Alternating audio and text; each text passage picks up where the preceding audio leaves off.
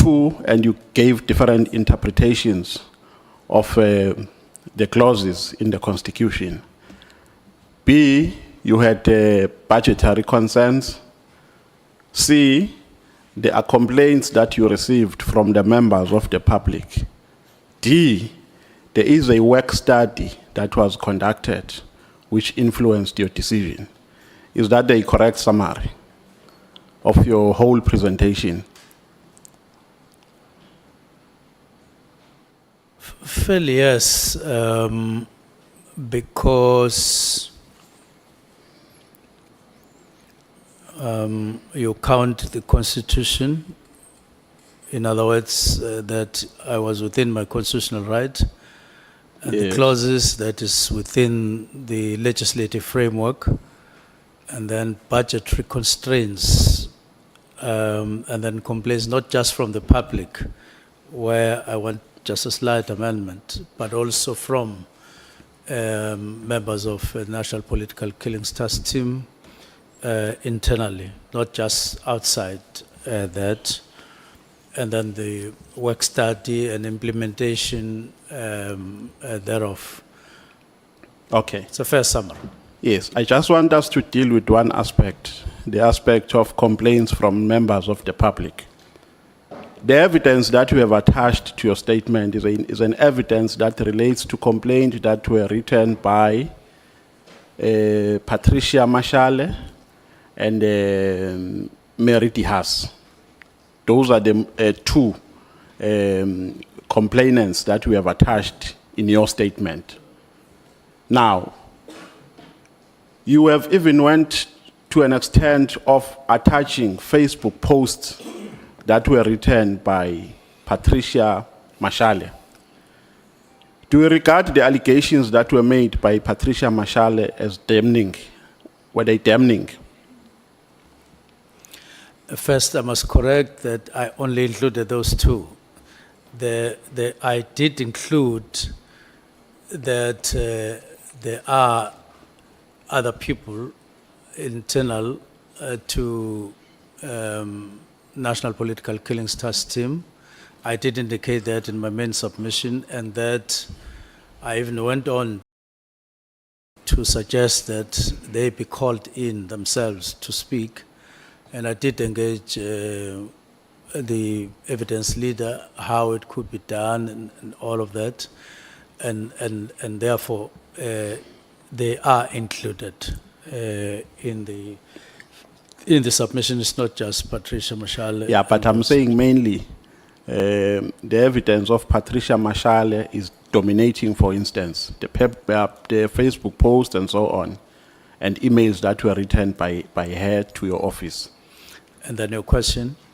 The question is, do you regard the allegations that she was making as damning? Well, I regard that as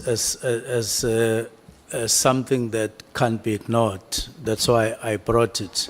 Not necessarily damning, especially because I did indicate that at some point I got worried about the frequency with which she was sending things about SAPS, and I went to the IGI to say, can you profile this lady to me, because I am looking at the frequency. I want to know who she is exactly and so on. So not necessarily all damning, not just damning, not damning in all respects. There are somewhere where you feel, yo, this matter, but in others it's a repeat of what you know and all of that. Yeah, but the fact of the matter, are you done, Minister? Are you done? Are you done? Yes. But the fact of the matter is that when you were giving reasons here for the decision that you took on the 31st, you made mention of these reasons, of these complaints. So it means they influenced your decision in one way or the other. Is that correct? Well, I'm not sure exactly when you talk about influence, because it could be misinterpreted, but I'm counting it as a factor. There was this, there was that, there was all these issues. To me, they gave a collective weight that caused me to write this collectively. But if you select one and as having this and that, it will be a problem because immediately you discount all others. So I weighed all of them. Yeah, no, I'm not discarding others, Minister. I'm saying Okay. they are part of the reasons that Yes. influenced your decision Yes. on the 31st of December. Yes. Now, don't you think you acted irrational by being influenced by decisions which you have never tested through subjecting them to an investigation? No, all the time when there are matters like those, you need some form of investigation or if not an investigation itself. Now, when I took the decision, I did indicate clearly, as I do now, that I was looking forward to more engagement through the preliminary report and through the meeting of UNESCO. That is where we're going to meet high level, all of us. And then I would have outlined all my concerns, including that one. And therefore, I'm responding in that particular way. That you in a way, the letter could be regarded as an invitation for a serious, substantial discussion internally from me to the National Commissioner, so that we discuss this. That's why I said it was not a fait accompli at all, but it was a decision. Like all other decisions in the world, not just in South Africa or in Parliament, when there are weighty matters coming your way after you have taken a decision, you review your decision. You can always review your decision if there are weighty matters coming your way. But what I did was to take a decision when I felt that the matters before me warrant a decision, and I did so. So do you agree with me, Minister, that these allegations were never tested? You never even attempted to test them through a thorough investigation? Not necessarily that way. Remember that a person like De Haas also came to Parliament, and they were talking about things that you yourself would see in the department, and you would hear from other people talking from a different angle, but saying the same thing. And even though you may not necessarily call that an investigation, but you could see that other people are also concerned, or they are sharing the concern. So in as far as a shared concern is concerned on some matters, yes, even though they were not tested in an investigation, which I said, by the way, the form in which the inquiry, which I spoke about with a special advisor at the beginning of the year, was still in question. How would we do it? How do we craft it? Because we knew, even having taken the decision, we needed these other people to give them a platform where they would talk about the things they were saying to me, but in a platform created for that, while meeting their demands of safety and all of that and so on that they were counting. So while it is there was no rigorous testing, but it was not just a copycat of seeing a complaint, then you go and write a letter. It was, and for instance, there are also matters, the structure and all of that had gone a long way and had evidence that they were processed and so on. So that is how it is. Yeah. Let me tell you the logic from which I'm coming, Minister.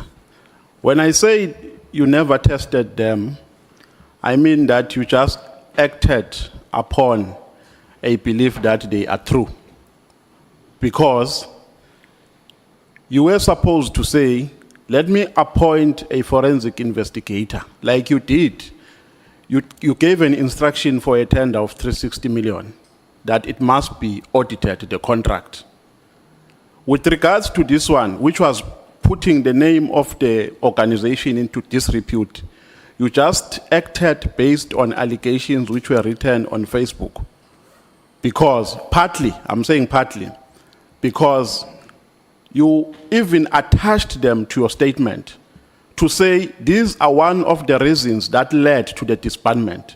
So it means they influenced your decision. Because if they did not influence your decision, then there is no need for them to be part of your submission here in Parliament. So they did influence your decision. I'm not saying they represent holistically the decisions that influenced you, but they are part of the reasons that influenced you. And if you agree with me on that, then it means you acted with negligence because you failed to test them. Not necessarily. I've already said what they were saying in those emails and correspondence. There were other concerns raised by other people for cross-checking, and I found that, yes, I may not have ordered an inquiry, but what this one is saying sounds the same, or it looks the same, or is similar to what the other person is saying.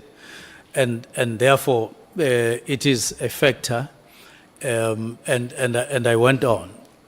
And there was plenty of time for me ahead, after the decision, to do the actual testing. Hence, I discussed a possible inquiry with a special advisor.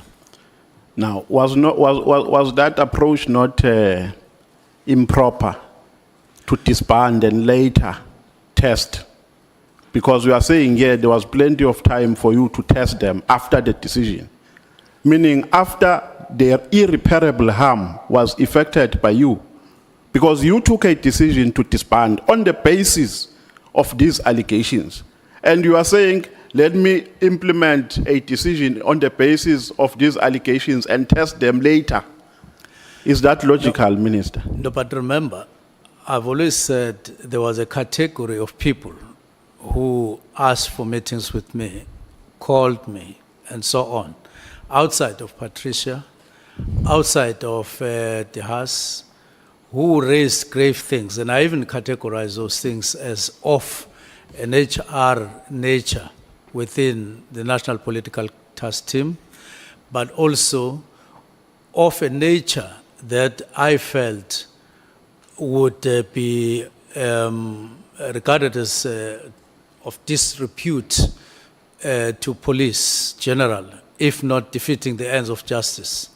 Now, once I looked at them like that, I wanted this matter to be brought into all of our attention, but then there was an issue of risk requiring further probe in terms of how would you have this but still guarantee their safety, whether they're at work and so on.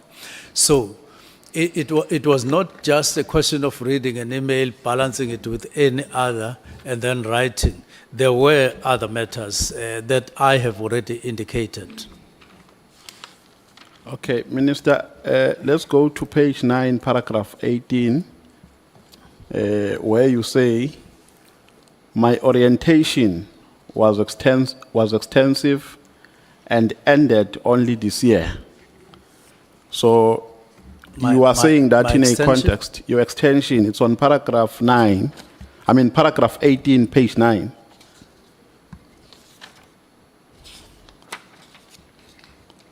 So here you were just explaining that during the period of your arrival and when the decision, you were still under orientation. And your orientation was extensive, it only ended this year. Yes. Now this year is 2025. Yes. Is that what you meant? Yes, I did indicate that. Should we put it on record that you took a decision to disband while you were still under orientation? Not necessarily. And the reason is, I said my orientation got or extended to discussions, extended to decisions. I do indicate that in my main submission, because it did. What I mean is, even on the third round of discussions on the same issue, scaled down to smaller units or areas at work, where you would have started, for instance, discussing support services, which is a big branch.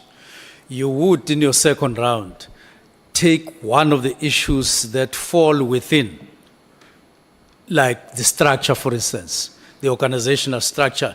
You separate it, you discuss it until you take a resolution, which we did. We took a resolution during that period.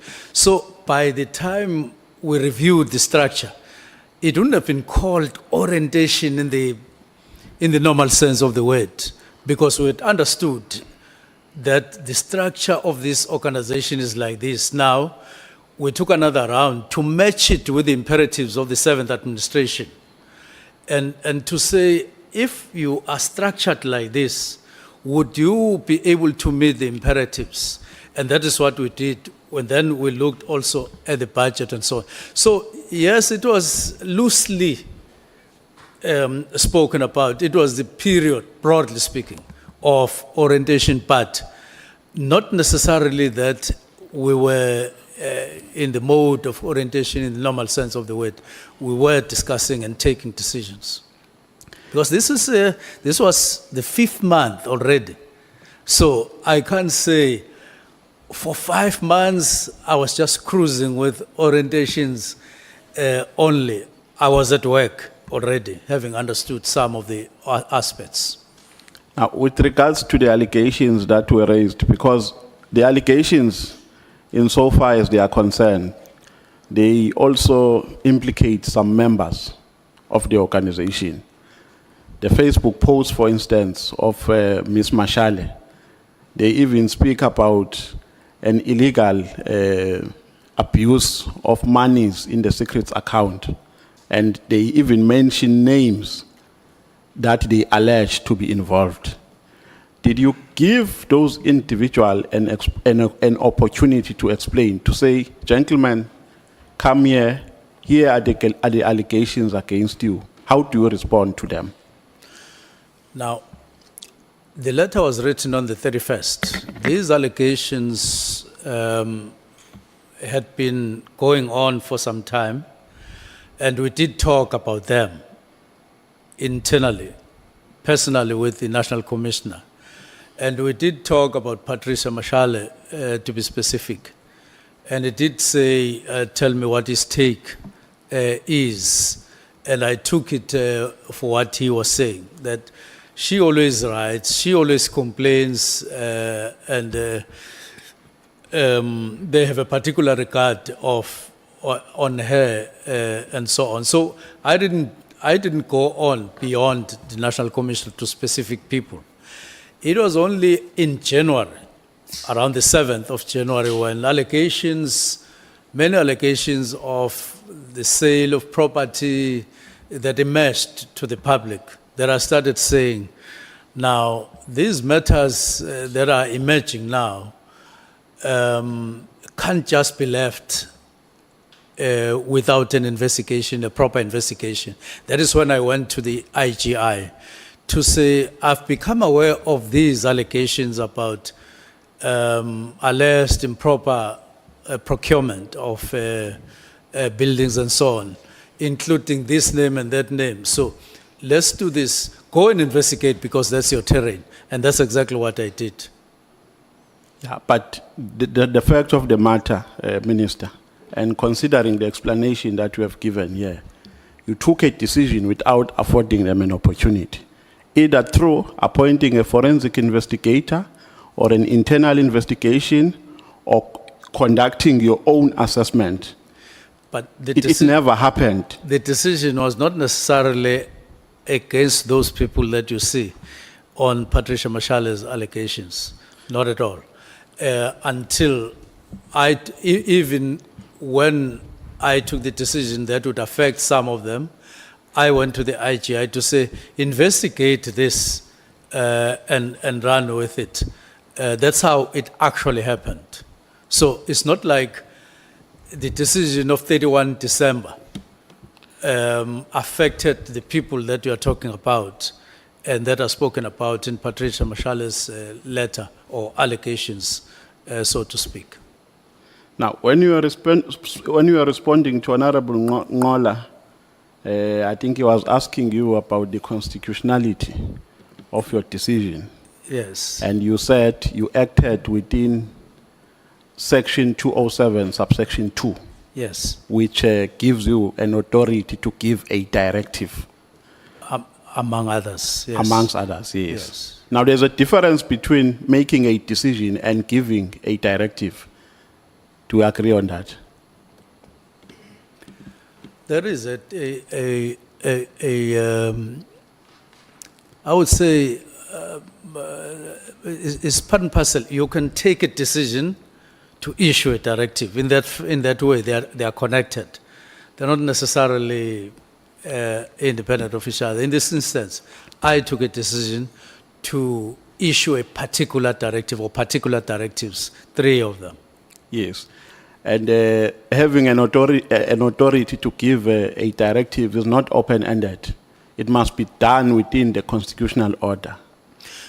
Definitely, it must be done with due regard to other sections of the Constitution, like policing policy, like the needs of a province, like all of those other injunctions of the Constitution.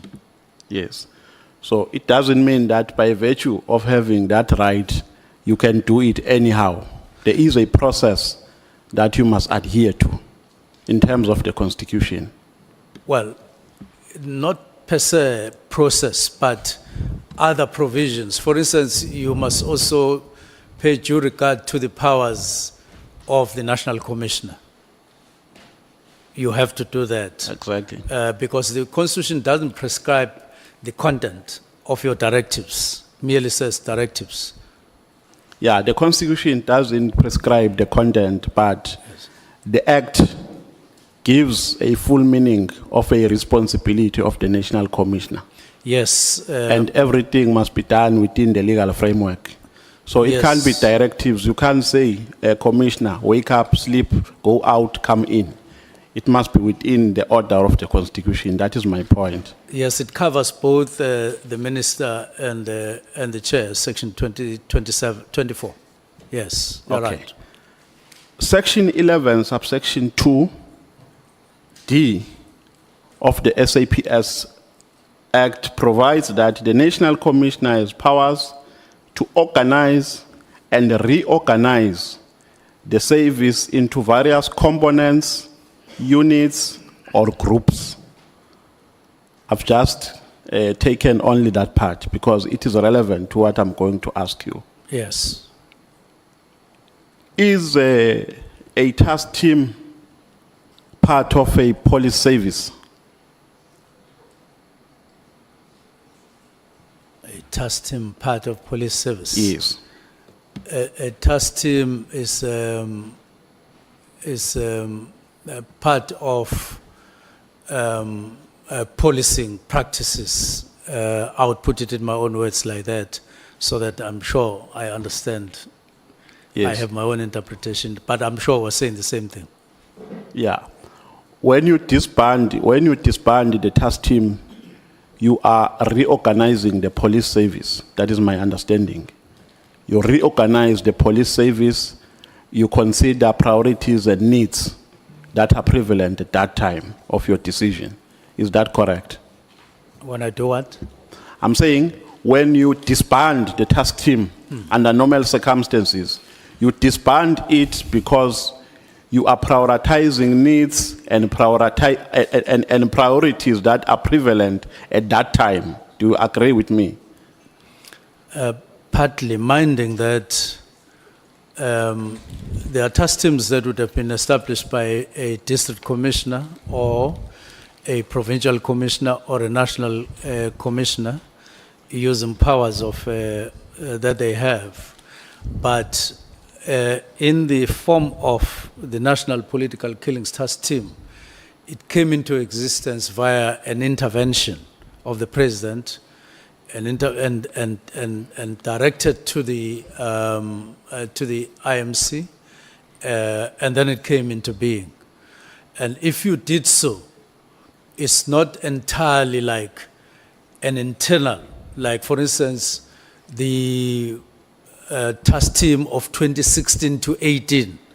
That one had nothing to do with any intervention from anywhere else.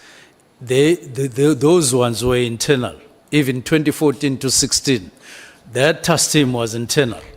But this one had a difference. So what you are narrating, yes, but it applies to ordinary task teams that would have been established, not this particular one, because this one came as a result of an intervention.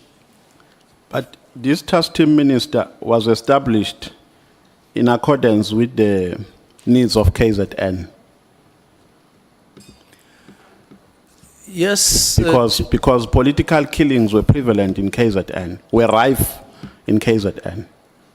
Yes, but remember that those matters got elevated to the country as a whole, to the level of the country. Yeah, but remember, we must not lose context. At the time when the decision was taken, there was a death of a comrade in KZN. Yes. And the president attended a funeral in KZN. Yes. And then he made a commitment that he's going to intervene. Post that, he came to Parliament, he announced the establishment of the interministerial committee. So I'm saying the main reason for its formation was the political killings that were rife in KZN. Yes. Yes. To which the president decided to politically intervene. Correct. And therefore, it was formed on the basis of the policing needs and priorities of KZN. You could probably interpret it like that, but you are not talking about ordinary policing here, because there was that kind of, I would say, development in the province where there was an increase in observed of this particular nature. It was not just one incident, it was a pattern, and therefore the president decided to intervene. It's important to factor that in, that there was a pattern that was discernible that caused the president to act. Okay, let me put this proposition to you, that the decision to disband falls within the ambits of Section 11, subsection 2 of the SAPS Act, which I've read. I can read it again for you, which provides that the National Commissioner has powers to organize and reorganize the service into various components, units, and groups. Now, the task team falls in a category of groups because it is not a unit. I think you gave a very eloquent explanation when you are making a difference between a unit and a task team. And therefore, this responsibility to disband does not fall within the powers of the minister. There is nowhere in the Constitution where you are given powers to either establish or disband a structure, because you don't have powers to control and manage the policy affairs or the policy services. You would take care to note that when the National Commissioner exercises his powers, including that one, it is with due regard to the ministerial powers. I just want to put a comma there and go on to say, this task team, although it's a task team in the manner that would more or less be explained like that, this one didn't come just anyhow. The president intervened politically and caused certain matters to take a particular course via his decision. IMC, political task team, okay. Not via the exercise of normal powers that you are talking about, where the National Commissioner in his office would say, let me reorder, let me organize, let me control, let me change, let me... It didn't come like that. It came via political intervention. Now the question is, or the issue is, if political interventions leads into what we ended up having in the manner that we had, what is wrong, either legally or otherwise, when the same political intervention is now reversed to say we are now disbanding what we brought into existence, we are now bringing it into an end? What's wrong with that?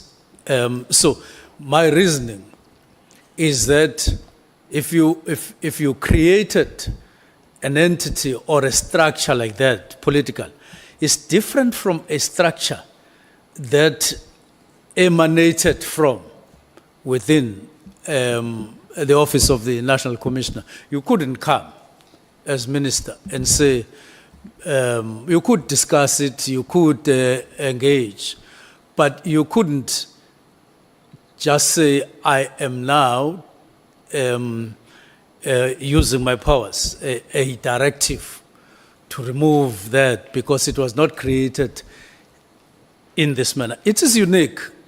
The political intervention unit is unique. Yes, it's a political task team, but I'm not sure whether it was envisaged in the Constitution there would be circumstances like those. It is in that venture that I say I was convinced that I'm perfectly within the Constitution and within the legislative framework, because even those powers that you are talking about that the National Commissioner exercises say have due regard with the other powers that the minister has. Hence, at some point, me saying, this is, at the end, if you look at it, you extricate yourself from the current issues that we are dealing with.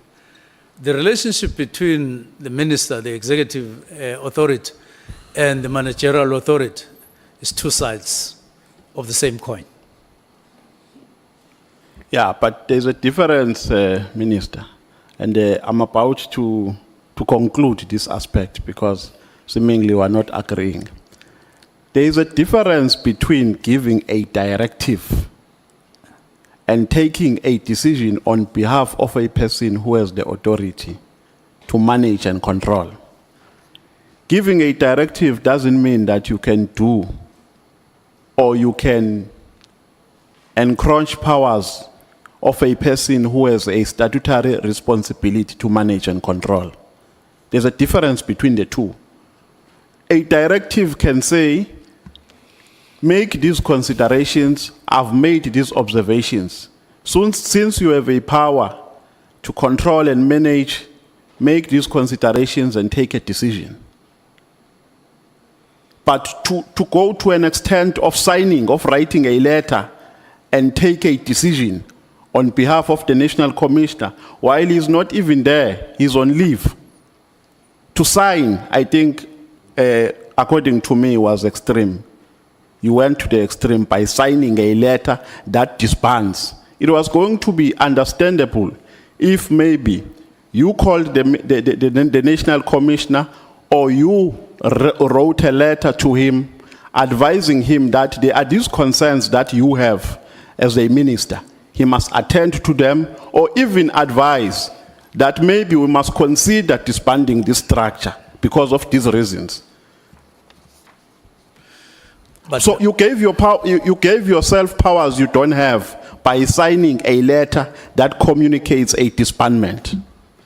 I take it that the honourable member is not suggesting that I acted outside the Constitution, which I'm arguing I didn't. I acted within, and I'm also of the view that you're not necessarily saying I acted without my legislative powers, which I would deny and I'm denying. And then go on to say the National Commissioner, as from the 3rd, with evidence, acted accordingly. A letter was issued from his office. Presentation was, an outline of how this thing would happen, the disbandment, what way it would follow, what pattern it would follow was written on the 22nd. And then we went to March, the 5th, at the portfolio committee, an outline was made. And then on the 6th, the same thing happened. So that pattern of events would make you see that there was understanding and there was no feeling that I was outside the Constitution. That only arose at a later stage when there was talk of a commission and all of that. And I know why.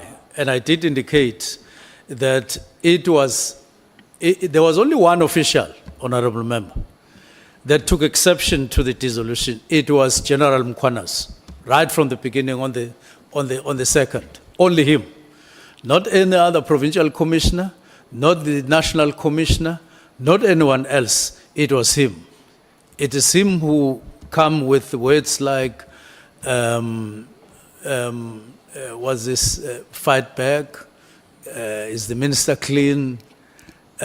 He also proceeded to say something to the effect that to suggest that the commissioner, national commissioner, is busy coordinating meetings with people who are against the directives in his conversation with Chief of Staff. Now, it was all from him and so on. So that's why I'm saying not exactly, because we had an understanding. After all, there was nothing stopping the National Commissioner from writing me a letter to say, Minister, it happens all the time. I think that your directive, let's discuss your directive. I think that there's this and that in a corner or in writing. It would have happened. It would have happened. There was nothing preventing anything like that. In a similar way like I had written the letter myself. So that's how I put the things, and that's how they are. Okay. On page 18, paragraph 41 of your statement, you are saying that a recommendation of the work study was that the PKTT be under the murder and robbery unit. Now the question is, how many task teams at this time? Did you make a research of how many task teams were in existence? How many task teams? Were in existence When this recommendation was made?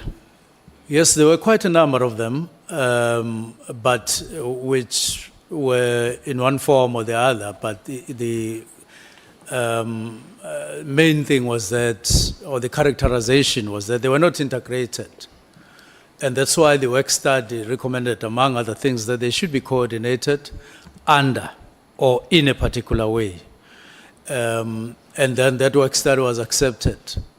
And I consider it as something that was rational, that they did, that, no, look, there must be specialization of all these small teams or task teams that are there, your anti-gang units and so on, when they started them, and they put them under serious and violent crimes, some of them, but others they put under organized crime units.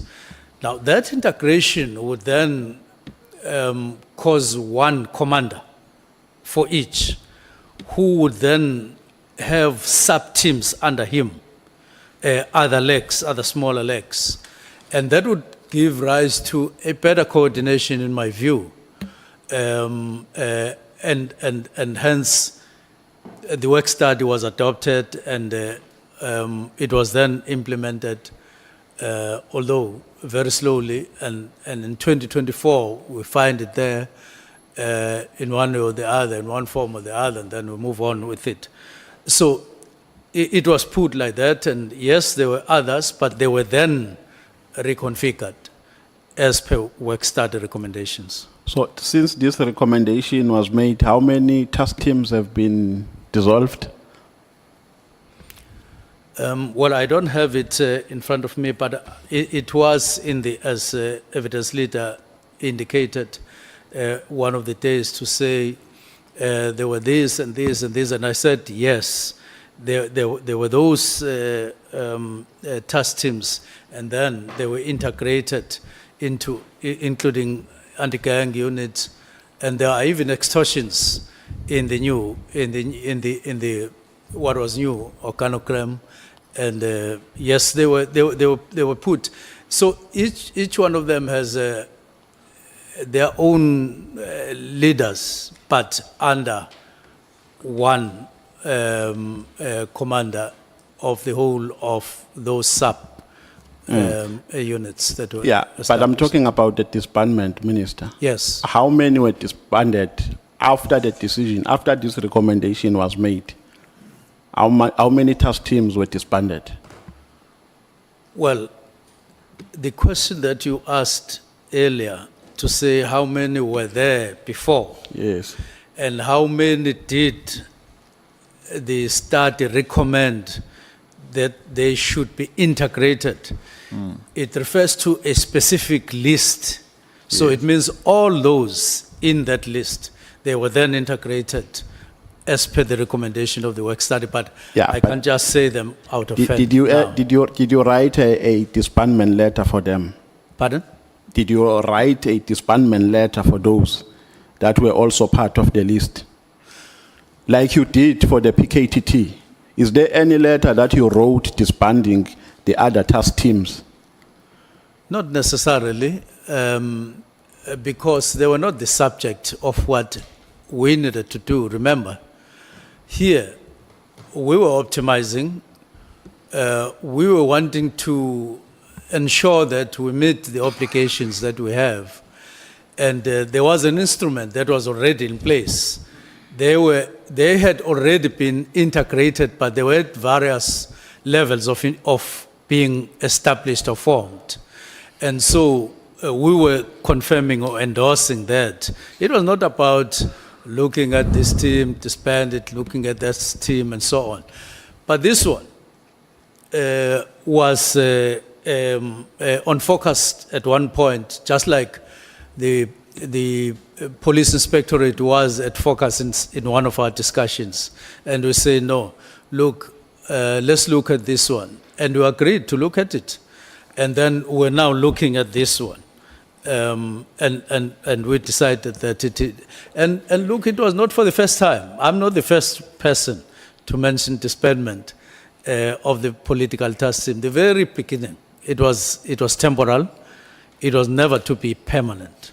And there were extensions. You wouldn't extend on a permanent basis, keep on extending annually. They were outside of the structure. You wouldn't continue with that. It's not good governance. It's quite a number of things that you would have needed to ratify anyway. So all others that were there had been integrated, and so there was no need to focus on them in any way, because they had been integrated. So we should place it on the record that a task team for which a letter was issued to communicate its disbandment is only the PKTT.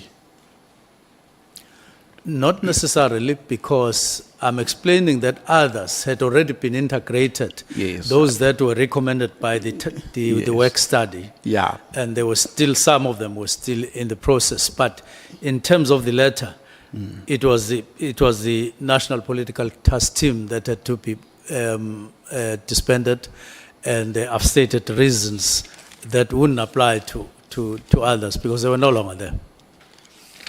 On page 25, paragraph 54, you say Mkhwanazi misleads and manipulates the minds of South Africans to believe that the PKTT, or the NPKTT as you refer to it, fell under his province. So you are saying this was a national team. It was not a KZN Yes, team. yes. But don't you think he has an understanding that he has powers to preside over it because it falls within the area of his jurisdiction Yes, in terms of the large part of its work? he has a role to play in the sense that he provides the platform on which the National Political Task Team is based. He is provincial commissioner in KZN, and the National Political Task Team was established to focus primarily in KZN. So he definitely had a role to play. Yes, because Section 12 of the SAPS Acts provide that a provincial commissioner shall have command and control over the service under his or her jurisdiction in the province. Perfectly so. That is what the Act provides. Perfectly so.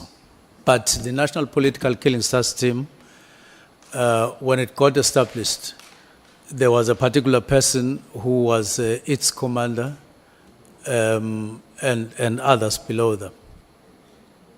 Did you ever had a meeting with Meriti Haas, a physical meeting? No, You've never had a meeting No. with her? no. Now, General Mkhwanaze is your, I'm looking for the correct word. Should I refer to him as your subordinate or your junior? Not necessarily. That's not the term. Maybe speaking strictly the language of government, you can use that. You can use that word. But remember, he is actually under the National Commissioner, Yes. not directly under me. Yeah, but he is your subordinate. That is the term that I can use at this moment. Now, he requests for a meeting with you. He writes to your WhatsApp, a request for a meeting with you, General Sbia, and Brown Mokhotsi. And the response that we have given to this committee is that you decided not to entertain that meeting because you never understood its structure. Is that the answer that we have given? Now, look, Or you never understood its constitutionality? I first invited us to look at the content of that WhatsApp. It had him and the family that he said was getting affected. He also spoke about internal issues. And the third factor was that he went on to include people I had no understanding of in terms of why they would be called in the meeting. Now, I looked at that and I decided that the meeting would take a different form. And apart from that, I did say that there were other issues that got in shortly after, that had taken place before he wrote the letter and after he wrote the letter. Now, the form that I thought it needed to take is the one that I implemented it, where I called a meeting between the National Commissioner and the Deputy National Commissioner because of what I thought was really, really becoming problematic. Let me just indicate what those things entail. At one point, I had a discussion with the National Commissioner, person to person. And I said to National Commissioner, one, I heard that you are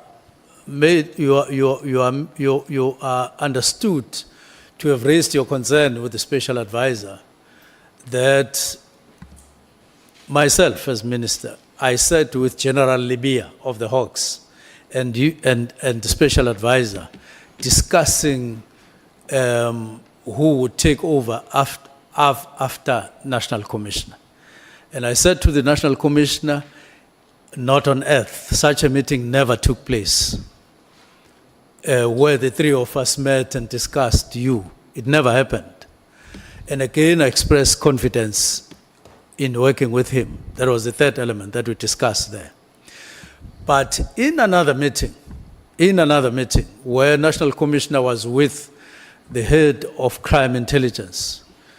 One of the reports they gave me was that they were investigating Deputy National Commissioner of Detectives, that is General Sibia, and that they were at an advanced stage.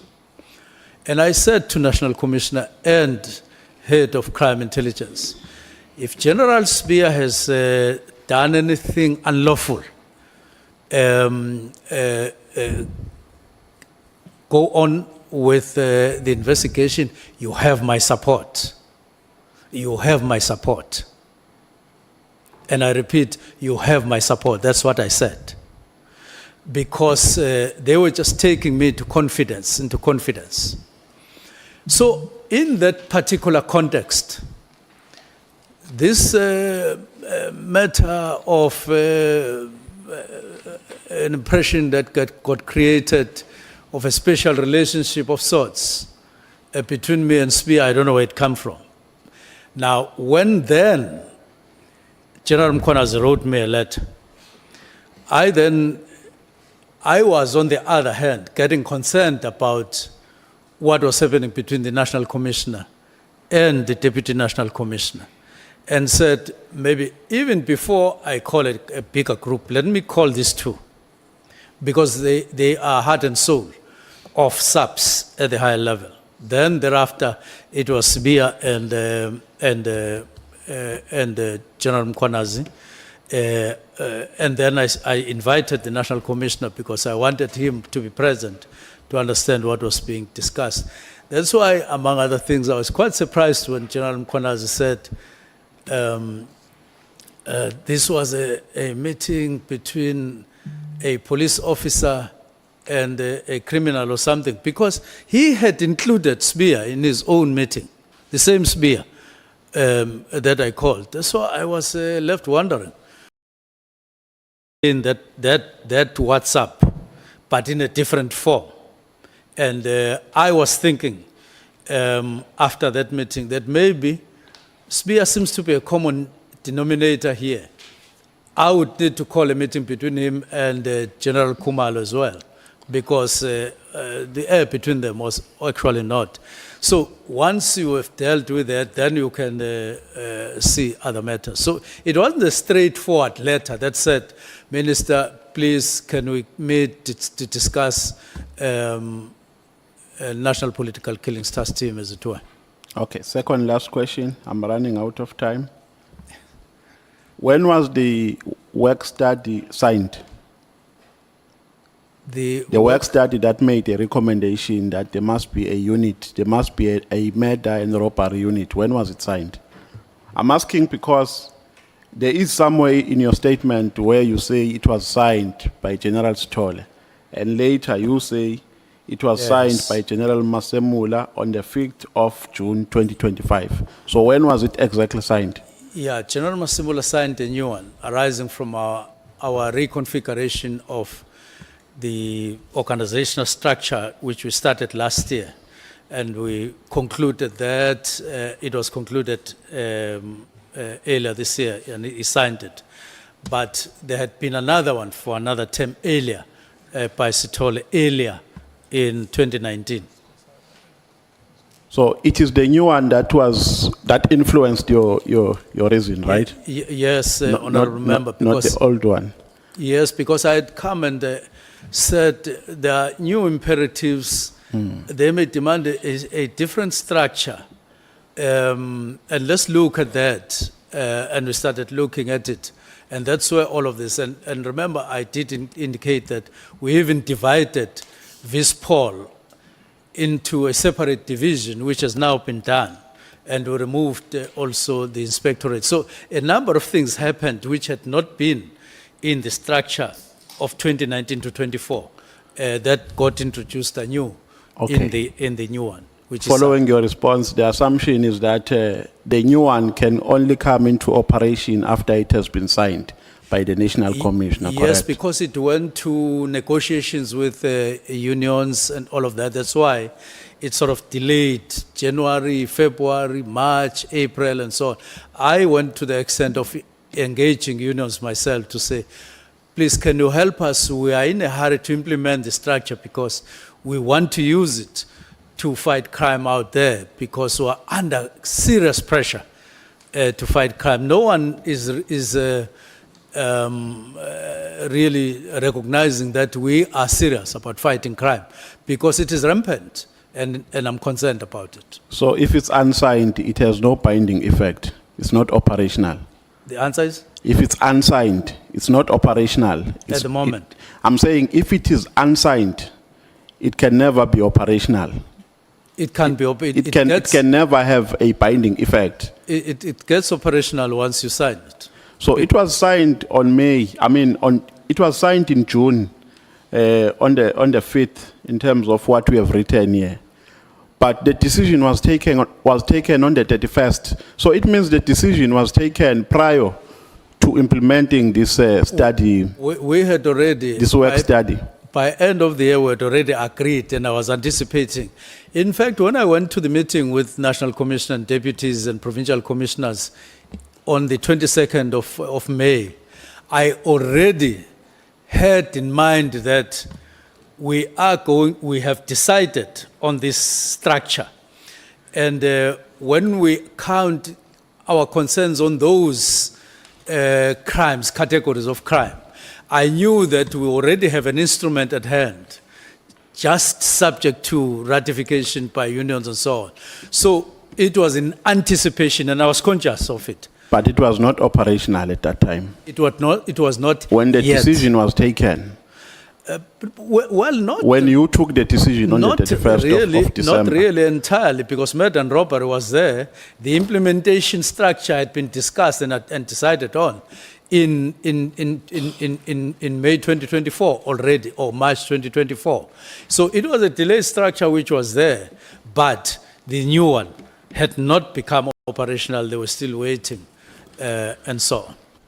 Yeah, Chair, thank you very much. Yeah, thank you. I was going to advise you that if you continue forever, the honorable member sitting next to you may end up forfeiting his minutes. I'm only sympathizing with him. I still had interest of asking, but thank you very much. Thank you so much. Honorable. Thank you, Chair. And Honorable Minister Machingwan. Baba. My first question to you, Minister, would be, can you perhaps comment on the professionalism of Major General Van Rooyen, who holds a LLD degree? He's a LLD graduate, who's on record that you acted ultra vires. Well, the comment is contained in my submission that I didn't. And in fact, I acted within the Constitution and within the legislative framework in terms of powers of the minister. So you disagree with her? I disagree with her upfront. Thank you. Do you know and understand your job as a cabinet member responsible for policing? Yes, I do. Do you know and understand Chapter 11, Section 206 of the Constitution of the Republic? Yes. All in all. Well, I may not claim I don't want to make claims to that effect as you are taking me through. Do you know and understand the South African Police Service Act, Act 68 of 1995 as amended? Yes. In the 7th administration, because yesterday you spoke in length about the 7th administration, did you meet with the provincial government, especially in KwaZulu Natal, where these killings were prevalent, in order to determine the policing needs and their priorities as expected in terms of the Constitution of the Republic? And if so, Minister, When was such engagement and what are the priorities focused, especially in KwaZulu Natal?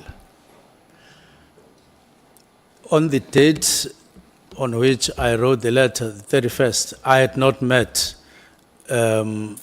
provincial government of KwaZulu Natal, nor had I met any other province, but I knew that at some point I would meet with them to talk about this. So you never met them? You say, I never. Yeah, you never met them. We had not met.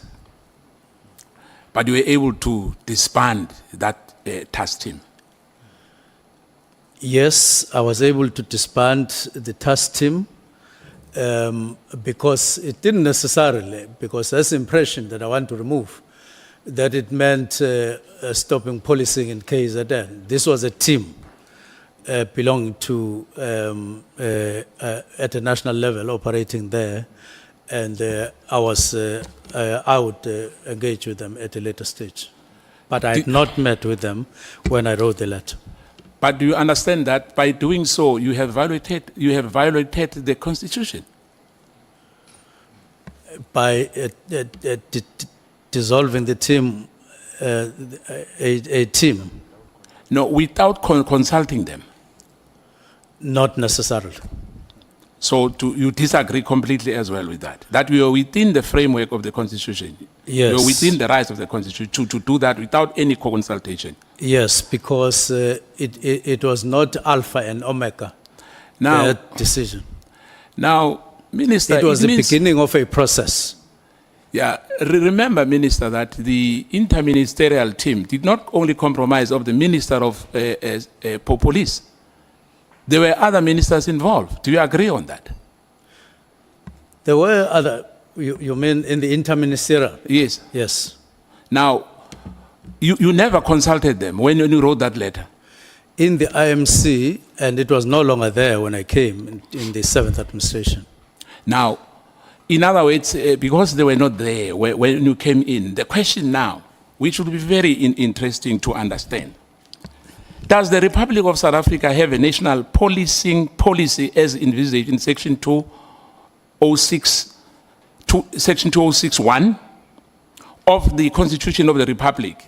And if so, was this development under this GNU government, or was it developed by the previous government? Remember when we spoke about the 7th administration? Was this the GNU, or was it the previous one, the 6th administration? That did what? Let me ask you again. I'm saying to you,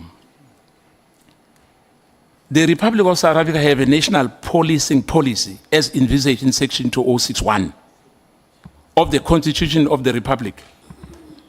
You know that, we agree on that? I hear you talking about the policing policy and at the same time the Constitution. Yes. Policing policy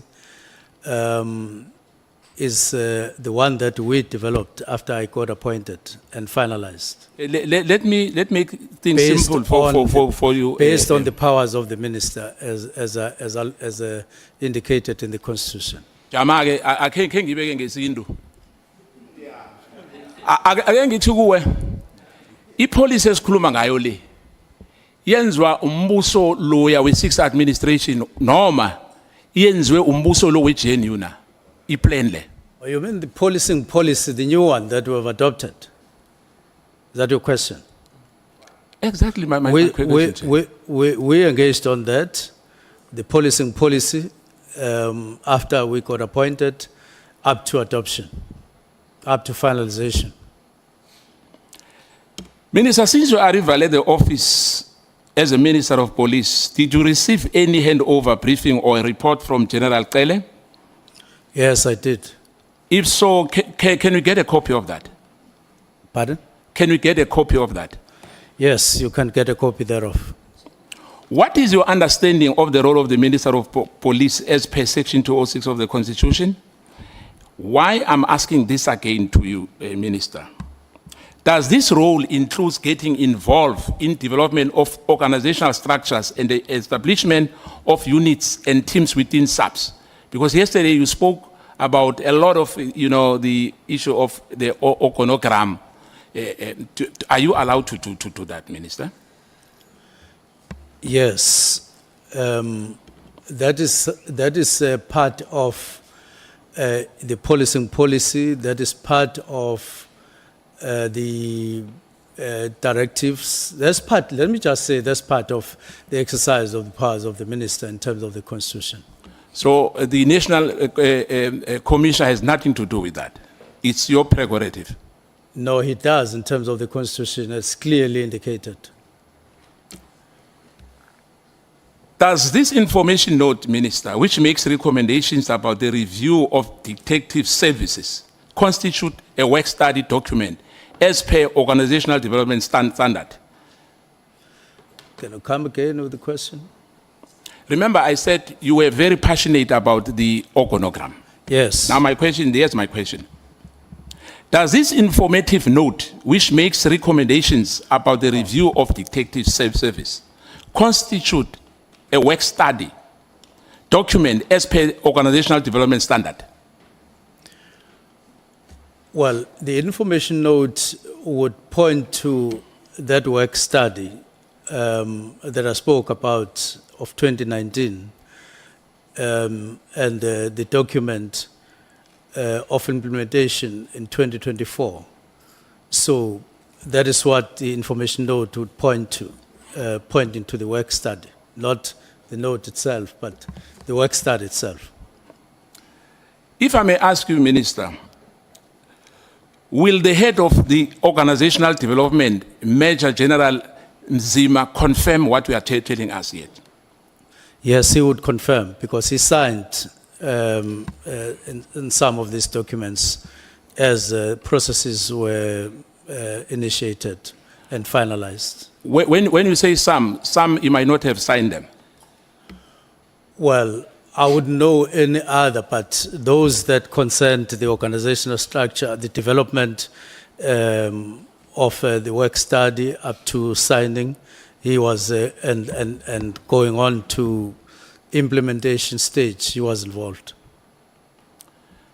as per signatures that are on documents. In your submission, Minister, you spoke about a Kiviskroon. Am I right? Yes.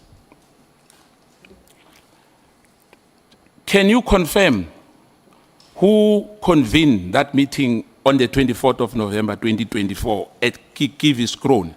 And my question is, what was the agenda of that meeting?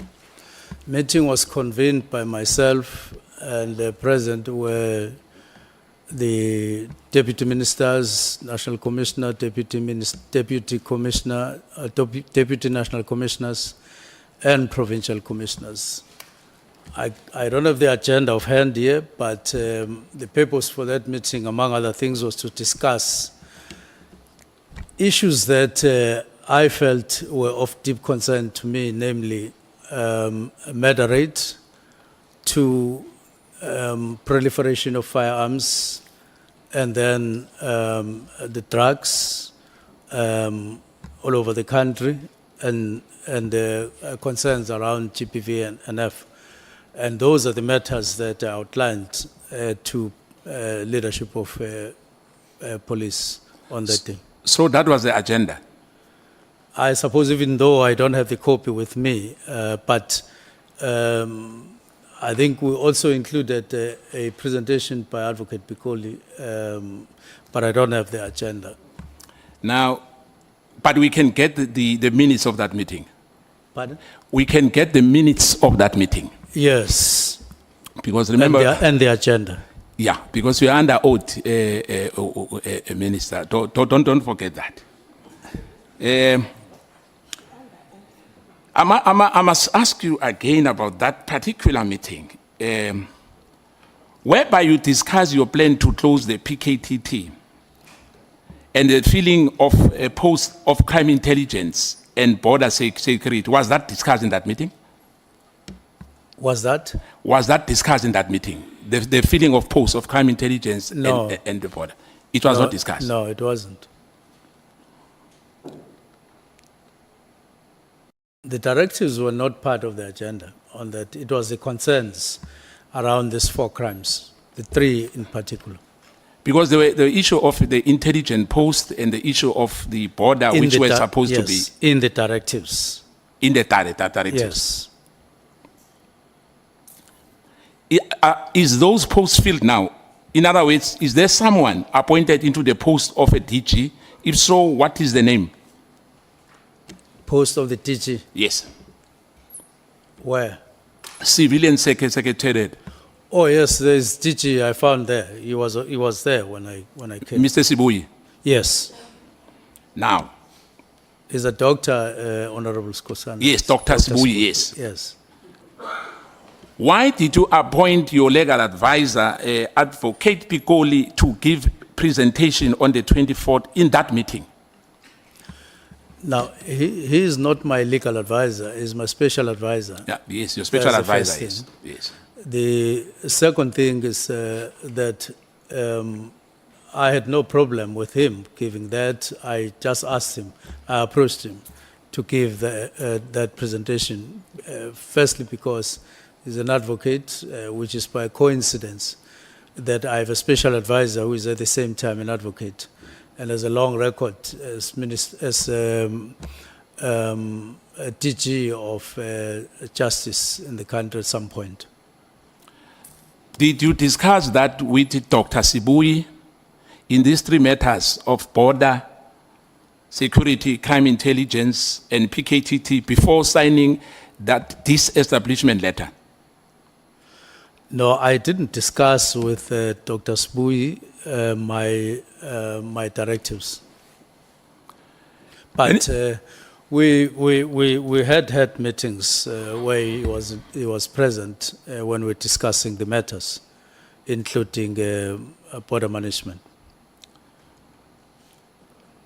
Why did you excuse or from that meeting? Why did I? Being excused.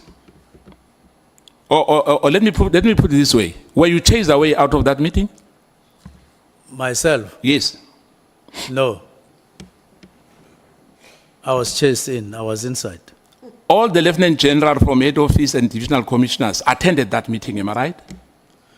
It was attended by National Commissioner, Deputy National Commissioners, and Provincial Commissioners, but there was miscommunication. They had included divisional commissioners, and I said, no, it was not our intention to include them. Was it not because of the attendance of Lieutenant General Kumalo? Not necessarily. In fact, General Kumalo remained behind, and we had a long meeting after everybody had left.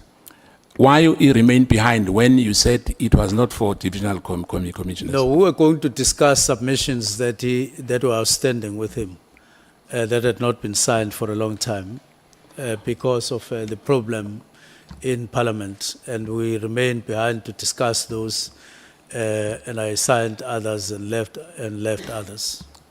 My follow-up question on that, what governance structures exist in SAPS outside the BOC, as well as the Ministry of Police, which exclude divisional commissioners, who also are lieutenant generals who are based at the head office, responsible for policy implementation throughout the development of internal directives?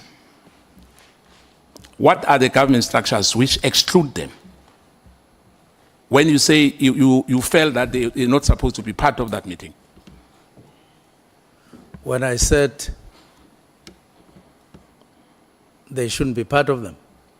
No, you said earlier that you felt that it was not correct for them to be part of that meeting. Oh no, we convened a meeting to discuss specific matters which I wanted to bring to the attention of the National Commissioner, Deputy Commissioners, and Provincial Commissioners first.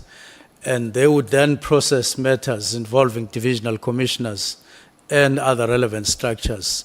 They would do so, but the intention was merely to bring to the attention of the National Commissioner those particular matters at that level, in that particular meeting, not because I didn't want others or didn't recognize others, but I'd confined our intention to just those. Yeah, but I've asked you earlier, I said what governance structures exist within SAPS, outside the POC as well as the Minister of Police, which exclude divisional commissioner. You didn't respond to that, Minister.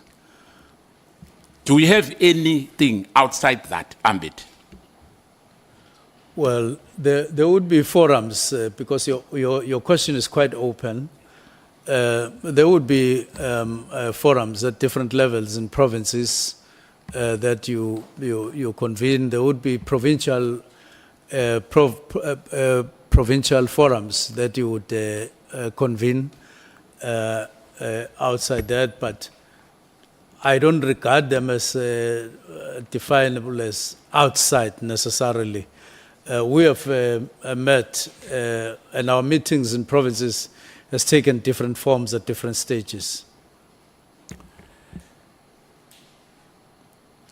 Let me put it to you that the purpose of that meeting in Kiviskron, as well as your presentation, including the one that Advocate Pikoli presented on the day, did not cover the disestablishment of the PKTT, the suspension of filling of vacancies within crime intelligence, and matters of border security, as per your 31st December letter. Do you agree on that?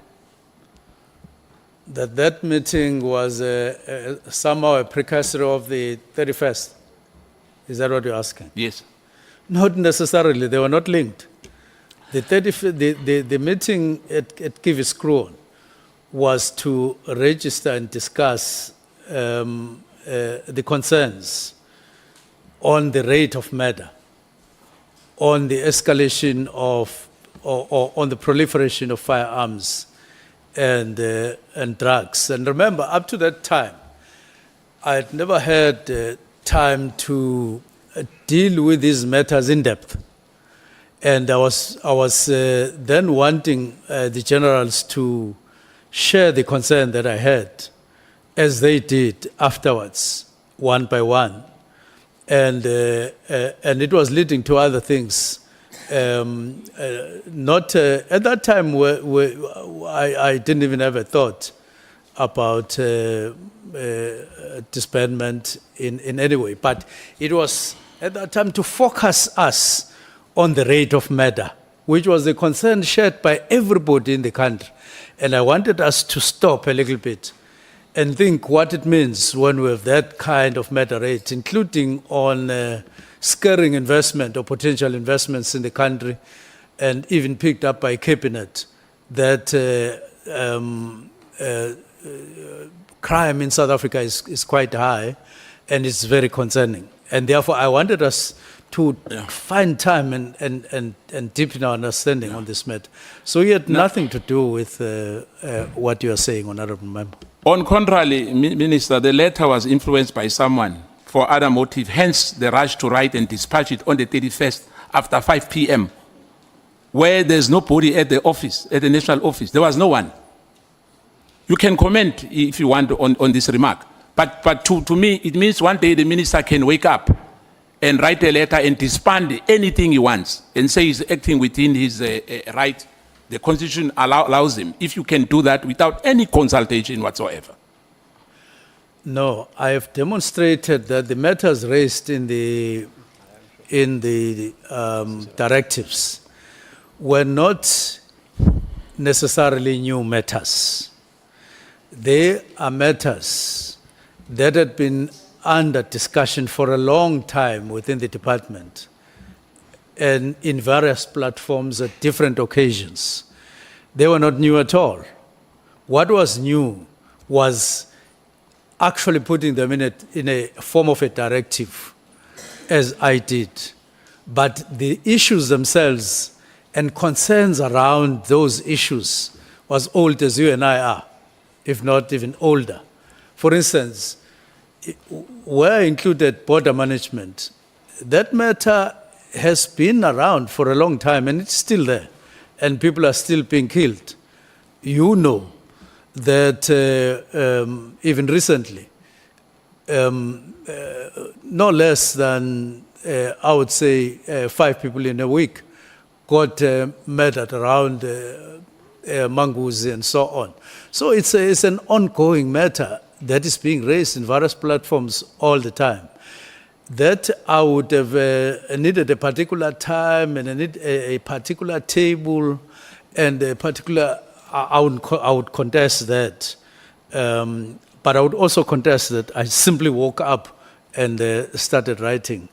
I had been processing these matters in my own head to say, how best can we handle this matter and so on. So it was just the culmination of a particular process I had engaged on myself, as opposed to just waking up and writing. But I deny very strongly that there's any link between the meeting of the 24th and that one and the letter of the 31st. But do you agree that PKTT was a successful task team? Yes. And why not replicate it, to get involved in the issues, if it's you, in terms of taxi killings and murders which are happening in this country, particularly where we are in Cape Town, in the KK flats, the numbers are scary. That's Okay. exactly what I said earlier. Not necessarily duplicating,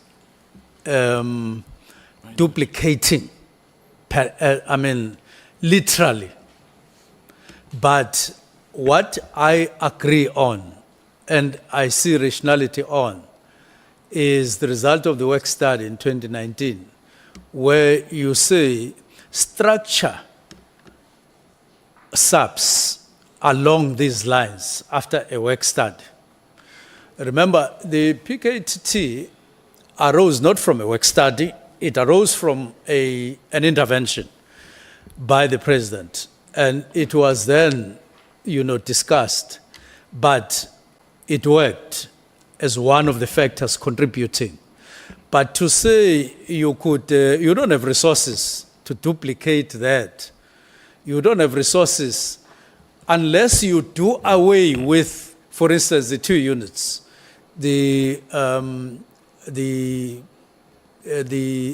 organized crime unit, you do away with the other unit that is violent crimes, the unit on violent crimes. You will need to do away with that. And then you have a team, which I wouldn't think that you would keep permanent. So you rather look at the model and you duplicate the model, not the actual structure, because the structures are there. And you need to look at sustainability. Yes, Minister. You look at budgets and so on. Yeah, let me ask for us to move because of time. I will have added on that to say you can as well reduce the issue of VIP protection. I would have said that if I was a minister, to say I will have reduced and get a little bit of money from the VIP protection. But that's a debate for another Why day. not? You together with me are members of the portfolio committee, and we can talk about that and see if it's feasibility. Yeah, it's possible, Minister. But let's continue, Minister. The issue of, when I said to you, Section 11 and Section 12 of SAPS Act 68 of 1995.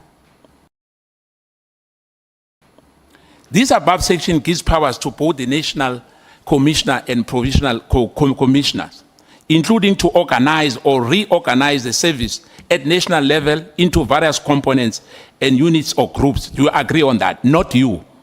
The national commissioner and the provincial commissioner. Do you agree on that? Yes or no? No, don't say yes or no. Say I must respond. And then No, I don't want to respond. I want an answer this time, because when you respond, Minister, we are not going to end it today. But you can respond. Let me listen to you. No, you are giving me a multi-choice where I have my own view. And my own view is that, yes, those powers, but within policy of the minister and all of that. That is the only addition that I want to make. But And do you it is agree? not part of your yes or no? But do you agree that what I've mentioned to you is the competent of the national commissioner and the provincial commissioner. Subject to Subject to you. to powers of the minister on policing policy. Because that's how the constitution is written. I don't want us to write another. No, we'll get to that, Minister. Okay. Now that you have listened to Nkabinde and General Mkhwanazi illegal obtained voice recording, which we have spoken about here, did Mkhwanazi threaten you? Did he threaten me? Yes. Now, I felt that he was threatening me if the conversation between him and Mr. Nkabinde is true, as he related to me at the time when it was happening. Firstly, saying that he is angry. So, and then secondly, if the minister is clean, it suggested a lot of other things. If the minister is clean, and so on. So I felt that he was actually issuing threats, and it was undue, because the letter was not written to him in the first place. It was written to the National Commission. So I felt it was threatening. Whether I got threatened or not threatened is a different matter, but I felt that they were threatening. Minister, we earlier we discussed the issue of the recording, that what we listened yesterday, we found nothing threatening you. And what we are saying now is exactly what General Sibia said when my colleague asked him, Uguti, uyiphasile or uyifailile? And you know what happened when there was that conversation? Yeah, General Sibia said that, yebo, angiphasanga kodwa. So we are doing the same thing. My question is simple to you. Let me put it again to you. When we listen to the recording, there's no way General Mkhwanazi has threatened you. Do you agree, or we are changing? Because you responded earlier. I'm asking this question deliberately to say, on record again, don't contradict yourself on this question. The question is simple. That when he spoke to, because we listened to that, there was no threat. Unless we are changing, we say there was a threat there, because you say he was angry. The threat was not in the audio that we listened to. There was only a reference, but the threat was in their conversation on the 2nd. That's where the threat was, and I thought it had been recorded, and I found that it was not part of what was recorded because it happened before the recording. No, but Minister, it was not in this record. No, but recording. Minister, you are misleading us again. You know, same as the issue where the bodyguards was shot, then you said the other guy. I'm talking about your submission. It's not us who brought in this document. Now we are saying there's another a recording perhaps somewhere, but we don't have in your submission. You don't have that. So for me, it's speculative.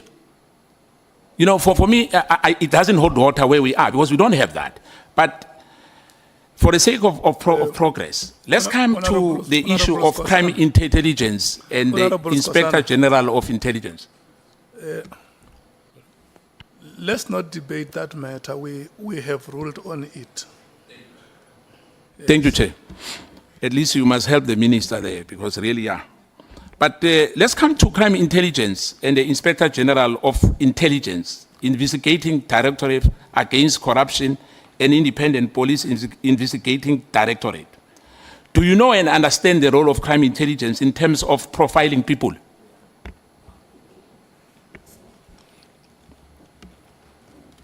Yes.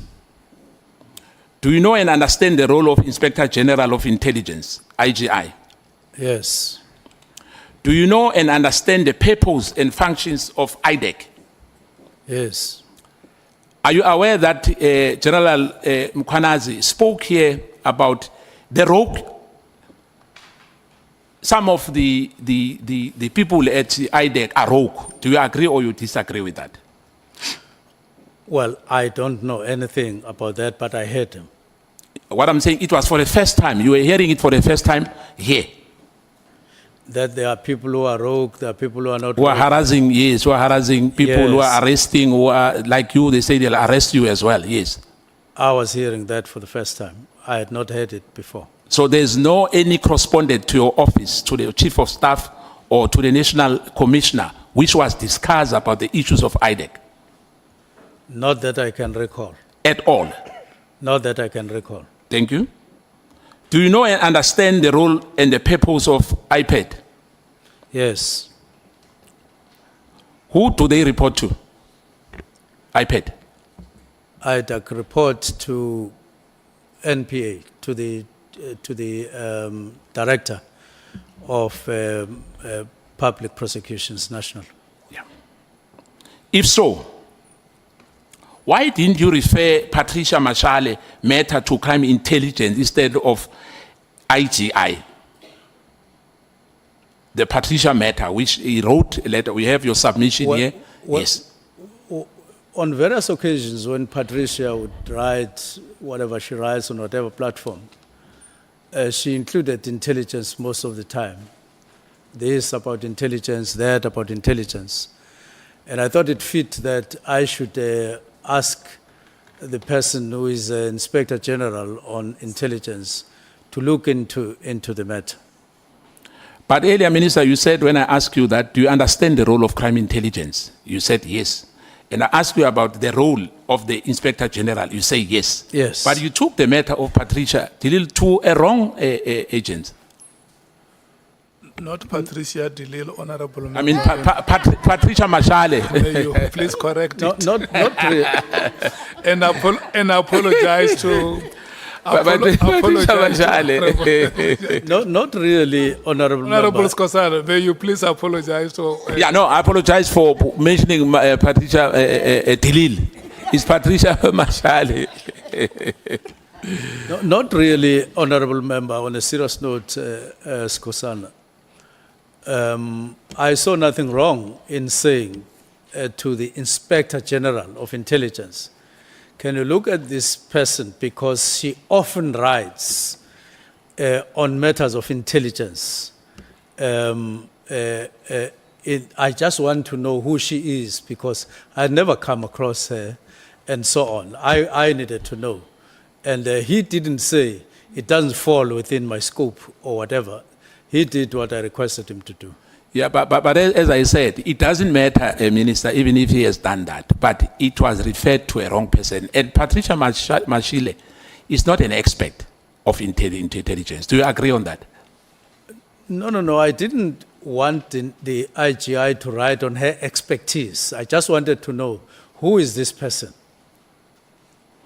Now, is it true that Sissoka took that case docket of IPED to IDEC? Are you aware of that? Have you ever heard about that?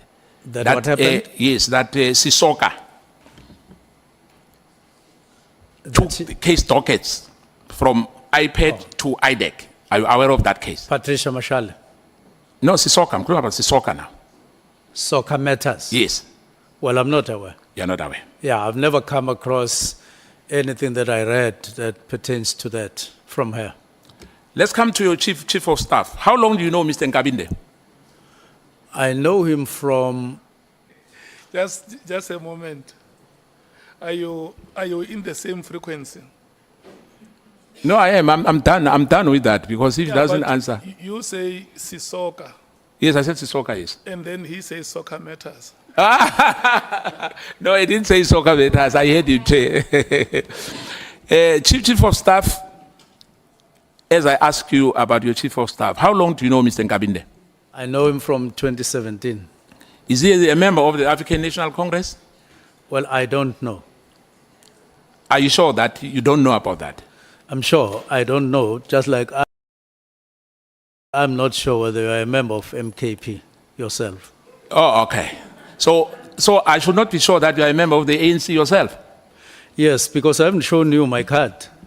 No, I can show you my card as well. Then I will know. Okay. Yes. Now, is it true that you first met Nkabinde? Because my colleague ask about this thing. And I think it was the issue of Robert McBride. Is it true that the first time you met him, he was accompanied by Robert McBride? Can you confirm that? Yes, I confirm that. I don't know who was accompanying who, but it was two of them that came to my home after I had written a letter to IPET at National. What was the purpose of the visit? It was to discuss my complaint. At your house? At your house? Yes, at Mbangil.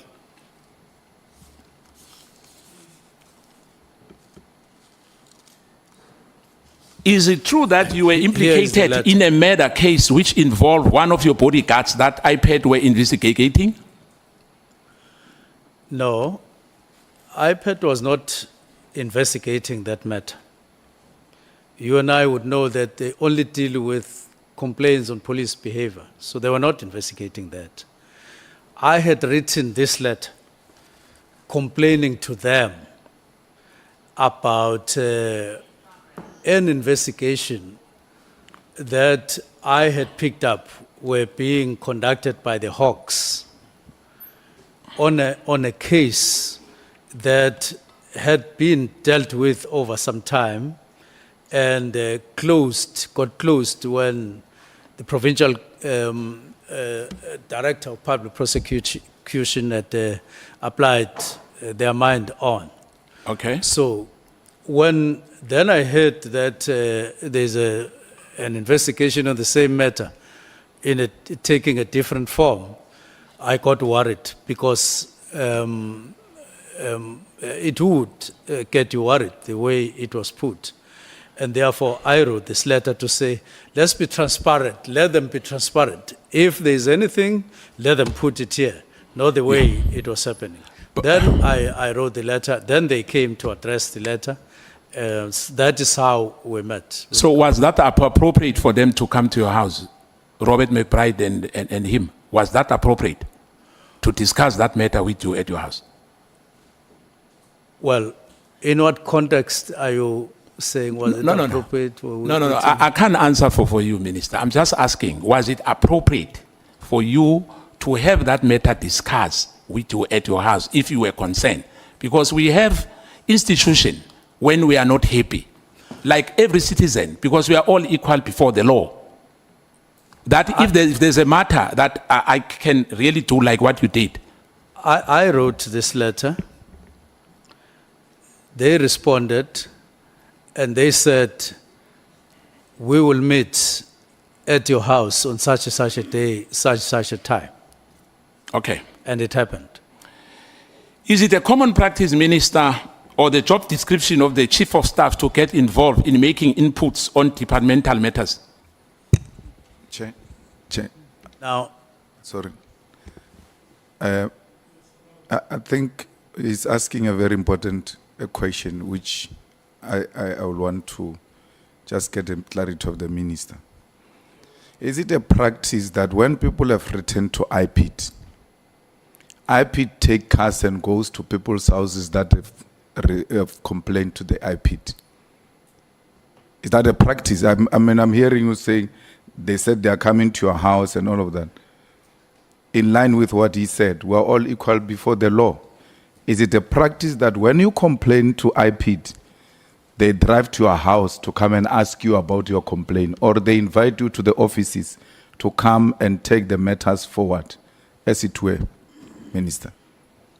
I would say as a response, they are the ones who are best placed to answer that question, because I might respond in a particular way and be wrong and say it is not their practice, only to find that they have examples where they would have done that. Or I would say it's not the practice, it was only an exception with me. And they would say, no, but we've done the same. So I would want to play it safe and say, we rather direct the question to them in terms of their own practice. So it's correct to say the Minister of Police doesn't know how IPET operates? On this particular issue, I haven't looked at their matter, but not to say the minister doesn't know how IPID operates. Minister, you are sitting there. People want to know. We are talking to a minister. Part of your responsibility when you are sitting there is to educate society. We are asking about the practice of IPID.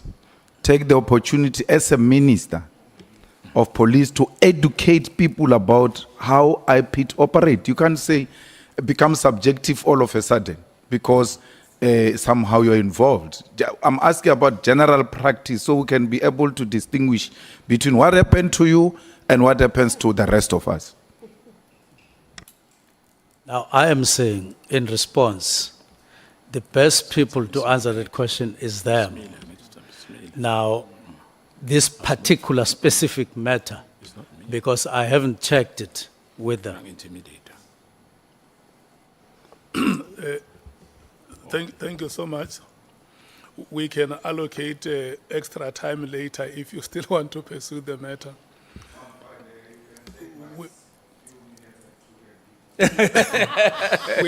We must go back to Honorable Skhosana because his time is no more.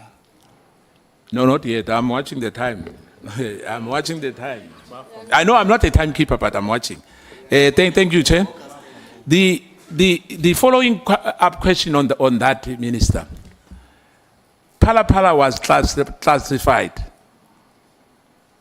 but it looks like you are saying the IPID. How was Phala Phala classified? I don't know. It was classified by IPID. The only time I got to know that it was classified was when one of the members of parliament asked me a question, whether it is classified. I can't remember the actual question. And then I went to IPID to say, can you brief me about this matter, advise me about the response here? And they said, no, Minister. This was classified by us for the following reasons. They outlined the reasons. And then I answered accordingly. It was not classified by Minister. And I see out there's a wrong impression that Minister Mchunu classified IPID. There can't be any matter far from the truth than that one. This was classified by IPID, and as per their competence, Minister can't classify. Doesn't have power to do so. Now, the last part, two questions to you, and my last remark will be, did you receive any email from Honorable Adams complaining about a possible interference of SAPS, Western Cape, GP provincial commissioners on the cases that were registered on the 29th and the 31st of October 2024 respectively? And did you receive a response letter from the National Commissioner about Mr. Adams' complaint early in November 2024? Yes. You did? Yes. Now,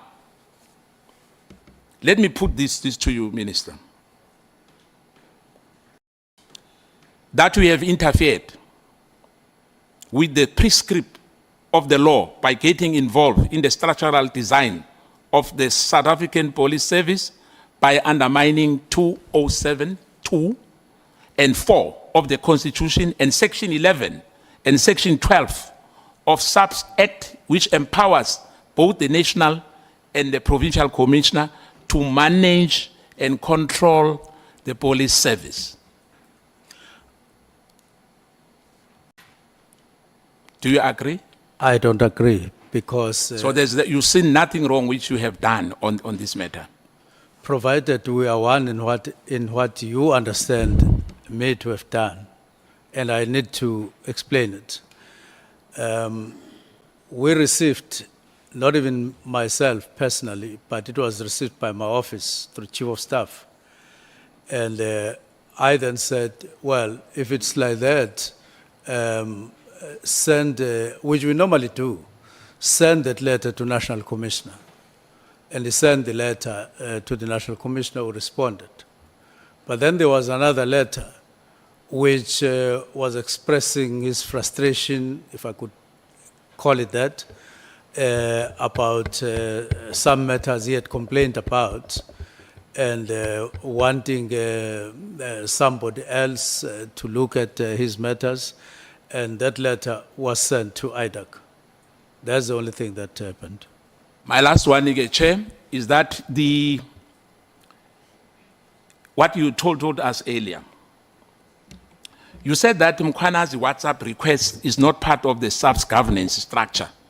Hence, you didn't convene a meeting, but you convened a meeting between General Mkhwanazi and Sibia in June 2025 at your official residence. Now, the minister called a meeting between Sibia, Mkhwanazi, and Masemula. You remember that? That you call that meeting, as you said. Yes. What happened during that meeting? And what was the main agenda from that meeting? So I first held a meeting between National Commissioner and that is General Masemula and General Sibia, and said if there are matters that are unresolved between them and therefore require to be discussed, let's discuss them, because those matters, whatever they are beginning to interfere with work that we are all here to do, including them. And there was a discussion. Sibia outlined his concerns or his issues. National Commissioner responded in basically saying, look, I understand what you are saying. I don't have any intention to have any problems with anyone. And let us take it that whatever you had, you were concerned about, is now resolved between you and me. That's how the meeting ended. Now, Thank you so much.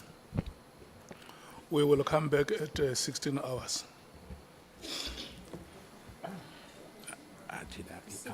hours. 45 minutes.